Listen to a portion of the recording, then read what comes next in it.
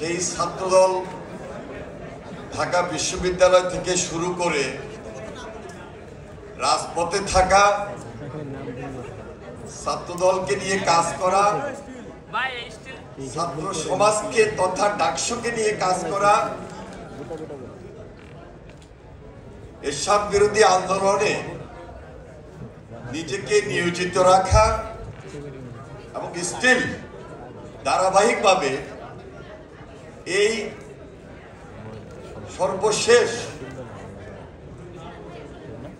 জুলাই আন্দোলনে ছাত্রদের সঙ্গে, যুবকদের সঙ্গে তথা তারুণ্যের শক্তি নিয়ে কাজ করাই আমার এই যুবকদের সঙ্গে রাজনৈতিক ধারাবাহিকতায় আমি যুবকদের স্পিরিটকে ধারণ করি। আজকে জাতীয় যুব শক্তি আন্তর্জাতিক যুব দিবস উপলক্ষে জাতীয় যুব সম্মেলনে আমাকে আমন্ত্রণ জানিয়েছেন। আমি আপনাদের সবাইকে আন্তরিকভাবে মোবারকবাদ জানাই এবং ধন্যবাদ জানাই। দেখুন, স্বাধীনতার আগেই কিন্তু আমার জন্ম। আমি স্বাধীনতার পরে রক্ষী বাহিনীর অত্যাচার দেখেছি। আমি আওয়ামী লীগের দুর্নীতি, দুঃশাসন দেখেছি। আমি গুম দেখেছি, খুন দেখেছি। আমি দুর্ভিক্ষ দেখেছি। আমি ৭৫-এর ৭ই নভেম্বরের বিপ্লব এবং সংগতি দেখেছি।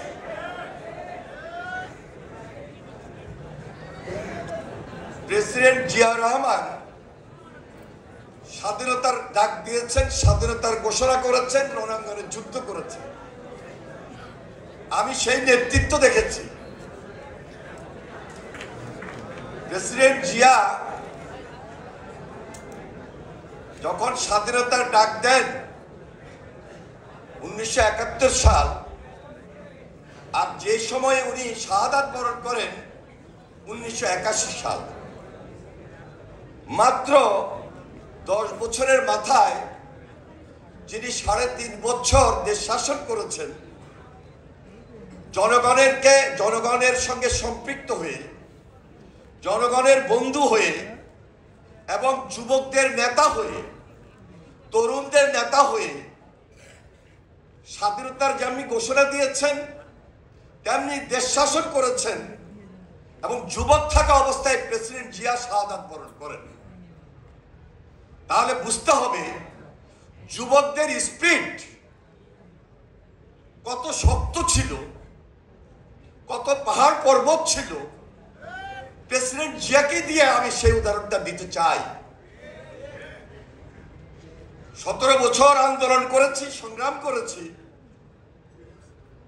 9 বছর স্বৈরাচার বিরোধী আন্দোলন করেছি দেশনেত্রী বেগম খালেদা জিয়ার নেতৃত্বে। ঢাকা বিশ্ববিদ্যালয় থেকে শুরু করে সারা বাংলাদেশের শিক্ষা প্রতিষ্ঠান রাজপথে এই তরুণ বয়সের তরুণদেরকে নিয়ে এবং দেশনেত্রী বেগম খালেদা জিয়া অত্যাচারিত, নির্যাতিত, মামলা হামলার শিকার হয়েও সেই তরুণ, যুবক এবং ছাত্রদের নেতৃত্ব দিয়েছিলেন। বাস্তবতা হলো দেশনেত্রী বেগম খালেদা জিয়া এখন পর্যন্ত সেই সম্মানের জায়গায় রয়েছে। তিনি সম্মানিত। আমাদের ভারপ্রাপ্ত চেয়ারম্যান জনাব তারেক রহমান, তিনি তরুণদের স্পিরিটকে ধারণ করেন। দেশের বাইরে বসেও নির্যাতিত হয়ে যেমনি তরুণদেরকে একত্রিত করার চেষ্টা করেছেন। দীর্ঘ 17 বছরে যে আওয়ামী লীগ ফ্যাসিবাদী শাসন তৈরি করেছিল, অত্যাচার করেছে, নির্যাতন করেছে, গুম করেছে, খুন করেছে, সর্বশেষ জুলাই আন্দোলনে হেলিকপ্টার থেকে নির্দেশ দিয়ে শিশু বাচ্চাটাকে পর্যন্ত হত্যা করেছে। সকল রাজনৈতিক দলের সঙ্গে একত্রিত হয়ে তারেক রহমান সবাইকে নিয়ে যেভাবে আমরা যেভাবে জুলাই আন্দোলনের এই ছাত্র, এই যুবক, এই তরুণরা একত্রিত হয়ে ফ্যাসিবাদের বিরুদ্ধে সর্বশেষ লড়াইটা করেছি, আমার মনে আছে